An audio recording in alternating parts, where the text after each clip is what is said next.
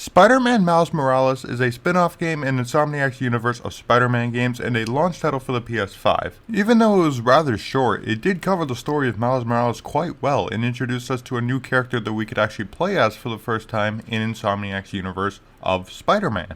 Now, whether you like this game or you think it's too short or you don't like the villains, there's no denying that Insomniac made a bold move by making a spin-off from Miles Morales when the character was relatively unknown until about 2018-2019. So making a game based on him as a spin-off game and for the PS5 exclusive, it was quite an interesting move, and I think was handled quite well. As a matter of fact, I would say that their spin-off game here was handled pretty excellently. But does this mean they should make more, and will we see more in the future?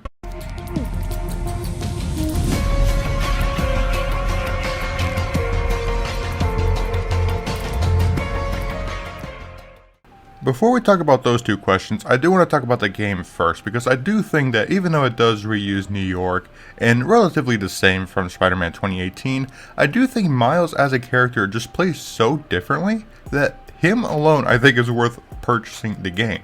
You see, in Spider-Man 2018, you have Peter Parker, you have his gadgets, all that good stuff. So you play as Peter, you know him, you get used to him. But Miles, on the other hand, has different powers, which at least in my opinion does make him substantially more interesting to play as than Peter. Now, I don't think it's as big a difference in Spider-Man 2, as you do get more abilities for Peter and Miles, so it's not as big a difference. But back in 2020, with Miles Morales having his own powers, I do think the difference was big enough that I actually preferred playing Miles Morales just because I liked his abilities more, and of course all the benefits of it being on the PS5. The 60 FPS, ray tracing just looked fantastic. Really, it got all of the benefits that 2018 did not.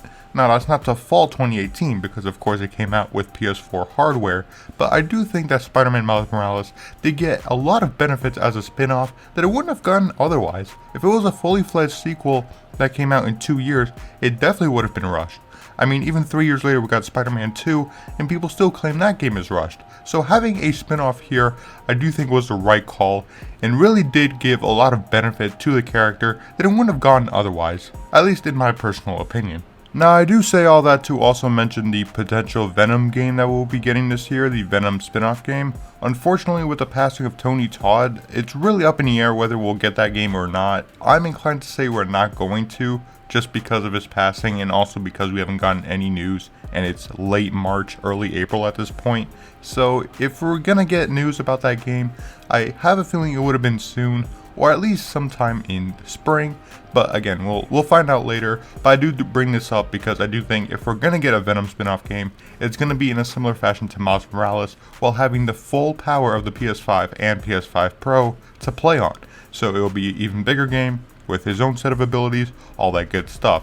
But again, it's really up in the air whether we'll be getting that. I think it's a good idea though, because it would match the timeline. In 2018 we got Spider-Man 2018, 2020 we got Miles Morales, 2023 Spider-Man 2, 2025 Venom, and then 2027 or 2028 we would be getting the next Spider-Man game. So if it were to do a timeline like that, it would match up, but again, it's completely up in the air.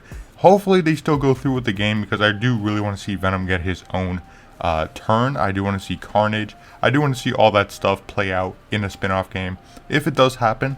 So I think what I've suggested should be fairly reasonable, I would say, but that's all why I brought up about the spin-off games. Now, with that being mentioned, let's go back to the game itself, right? What does it really do right for a spin-off? It introduces the character, gives him a unique playstyle, has a somewhat unique setting. I think the snow really does justice to the Christmas theme, and of course it has a satisfying conclusion. I can't change your mind, but I have to stop that reactor. This is the only way to stop Rob. Even though I personally do not like the villains of the game, I do think the ending is sweet, and I do think a lot of people are going to like that ending as well.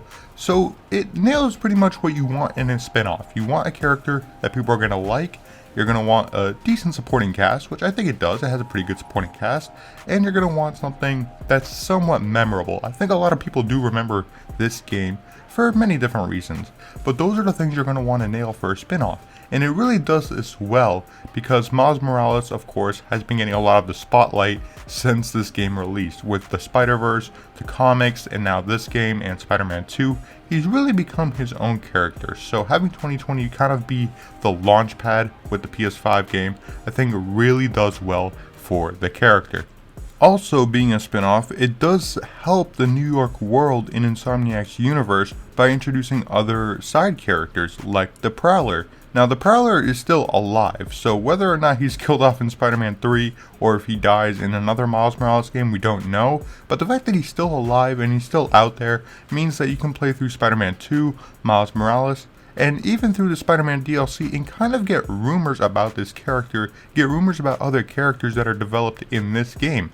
That's really good world building, and I think something Insomniac really nails that with their games is world building. So Miles Morales, aside from being a good spin-off game, also does really well for world building the universe that they're in. Playing this game along with 2018 makes 2 a lot better, which I already think is a great game, but doing those 2 as well does make it so that the universe itself feels more lived in. It definitely feels more built when you play those games in mind because you get more context, but especially for Miles, because if you're jumping into Spider-Man 2 without that added context or without knowing much about who this version of the character is, you're going to be confused, and you're especially going to be wondering about the side plot in Spider-Man 2 regarding Miles. So it really does help a lot just to have the added context and the world building around the atmosphere, the side quests, little things like that really go along to really tell a good Spider-Man story, as well as just giving the world a lot more personality than it would have otherwise. You get to see more villains from 2018 as well return, like Rhino, and you do get some mentions of other villains. You do get a little teaser towards the end about other villains, so it definitely does help a lot for the other games for Miles Morales to be here, and I think it definitely warrants being its own game. Now, that all being said, this game is pretty short. The world building I mentioned does take place in a lot of side quests and a lot of side missions. The main game itself is relatively brief, all things considered. Not to say that it's completely unplayable or completely short or anything like that, because you could still take your time and enjoy what it's telling, the story that it's telling, along with various side quests and things that do add to Miles' character and the game itself. So it is a longer game in the long run, but the actual story is a bit on the shorter side. I would be dishonest if I said it wasn't. Most people who have already played it will tell you the game is really short. I managed to complete the game in roughly around 4 hours, sometimes a little less than that, sometimes a little more. So it is really short, but you do have New Game Plus, so you will replay it a couple times and add to that runtime of around 20 hours if you do New Game Plus a couple times. So it's not the shortest game in the world, but it is on the shorter length. And I think that's what people should be expecting with these spin-off games, is probably a shorter game as a whole, but still having side content. And especially if the Venom game does come true, we will see Carnage 100%. I think that's a guaranteed, and we'll also see some side villains that we didn't get to see in Spider-Man 2. So with that said, I do think the next spin-off game will be a bit longer to fix that issue of being a short game, but I don't think you should be expecting anything way longer than that. I think Miles Morales as a whole is fine. I just wish it was a tad longer, maybe a little more missions, but even regardless of that, I think the game is just fine the way it is. But for spin-off games in the future, I do think around 10 hours or 12 hours is being rumored for Venom. So I think in general we'll be seeing around about a 10-hour runtime, which isn't bad for a spin-off game when you consider you're still in an open world and it's going to be side content to do and New Game Plus and new suits, all that stuff that will artificially add on to that runtime. So it's not just going to be 10 hours start to completion, but also leveling up and all that stuff. So at the end of the day, I just think that these spin-off games will be a bit longer to fix on that issue. But I don't think it's anything that's going to drive you away from the game itself. I actually found myself having a great time even until the end. I didn't feel dissatisfied, especially with side quests that add on to the story. And in typical Insomniac fashion, you also have other objects you can collect, collectibles that do add on to the story through various pieces of dialogue. So at the end of the day, it's not terribly short. I'd like to see more, but we probably will with Venom. So with that all being discussed, I think this is a great spin-off game. I think Miles Morales really knocked it out of the park where it had to. It made Miles a likable character, gave him a decent story. The villains weren't great, but I think the final boss is alright. And the cutscenes are absolutely beautiful and a joy to watch. I think as a whole, this game is absolutely worth playing. There are many people who don't care for Miles, and that's fine, but I still think it's worth it just for the added context, and especially just for the visuals and gameplay alone.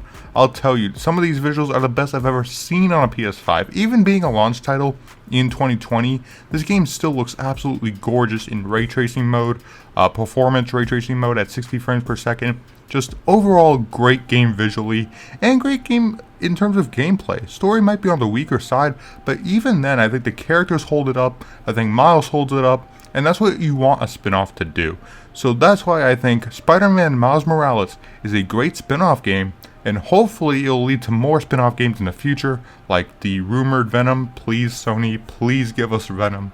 I will beg for that game. That is my most wanted spin-off game right now, so hopefully we'll get that. But thank you guys so much for watching. If you enjoyed this video, please slap that like button and subscribe. I can always do a new addition to the Dark Ops army.